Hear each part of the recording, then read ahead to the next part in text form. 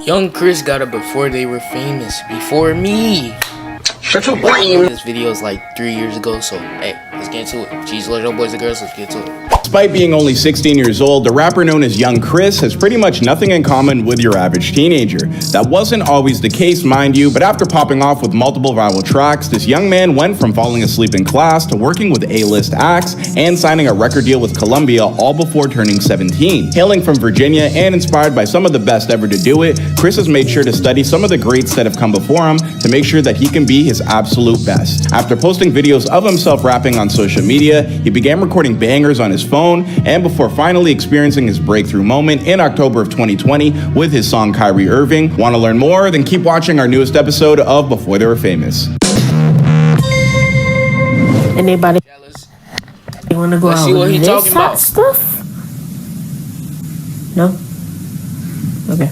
YvngxChris was born Christian Eugene Williams on November 21st, 2004 in the city of Portsmouth, Virginia, to his parents Eugene, a project manager, and Natasha, a nurse. When he was around 6 or so, Chris moved to Jacksonville, Florida. But after only a couple years, he'd move back to Chesapeake, Virginia, and spend the rest of his childhood there with his younger sister, as well as his baby sister, Cassidy. As a kid, Chris loved his parents unconditionally, and they returned that love in a kind way by always supporting his dreams. Whether it was buying him cleats for track and field when he briefly considered becoming an athlete, or picking up mics and production software when music became the main focus of his life. How long you been making music? I've been making music really since 2019, but I've always wanted to do music.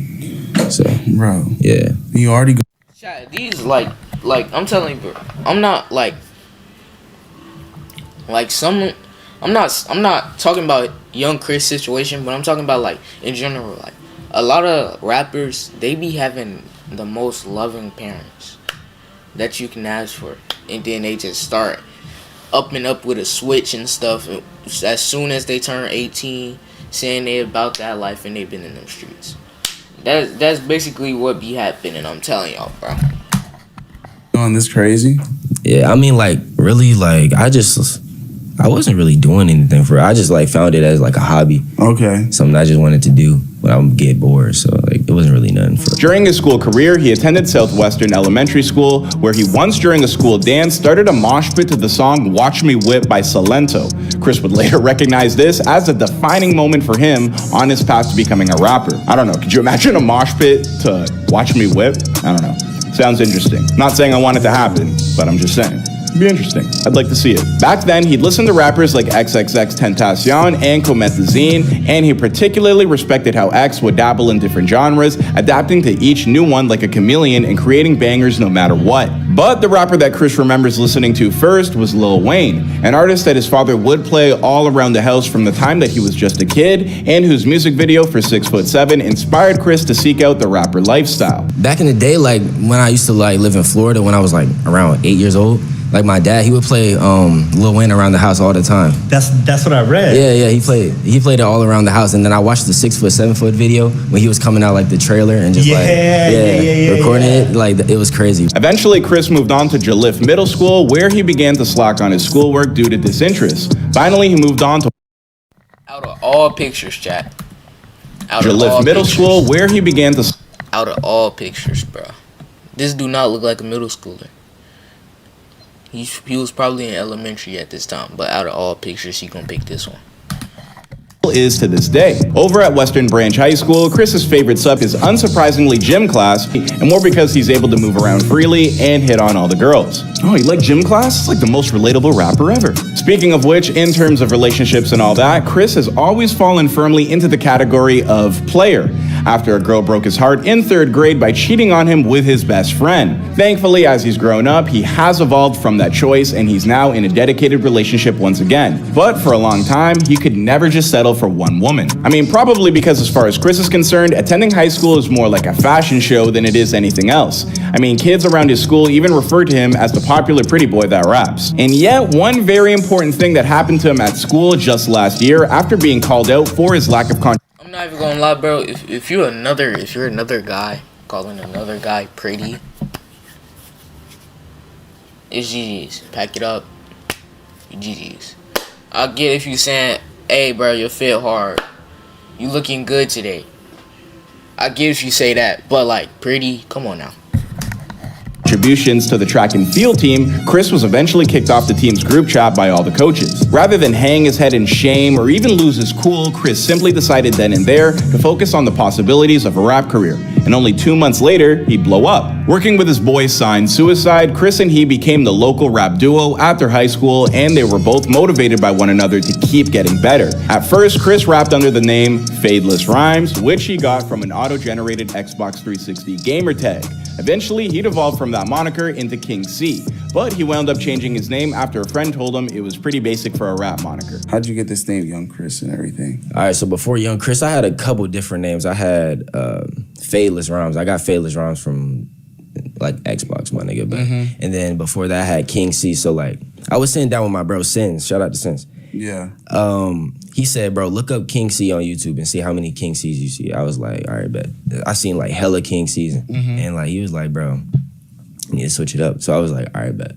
Let's make it basic, but like not too basic. So I was like, Young Chris, but I'm gonna spell it all like abstract and all that different shit. Recalling that one of his favorite influencers over on Instagram goes by the name of Young Swag, Chris decided to alter his name to Young Chris and throw an X in the middle of it to honor XXXTentacion. With a new name and a clear plan in place, Chris joined SoundCloud towards the start of 2020 and began dropping tracks that showcased a knack for storytelling as well as ear-catching verses. He steadily built up an audience for himself over on the platform, and before he knew it, he'd arrive in a big way after his track Kyrie Irving started going crazy over on TikTok. As a teenager, Chris was already an avid TikToker. In fact, he used to create comedy content on the platform over the years. Around the time he got serious about his music, he had already built up his follower account to around 2,000 people. That's when he decided to switch up his approach. At one point during the pandemic, Chris was scrolling around on TikTok when he noticed that some random music snippet had received more than 5,000 likes.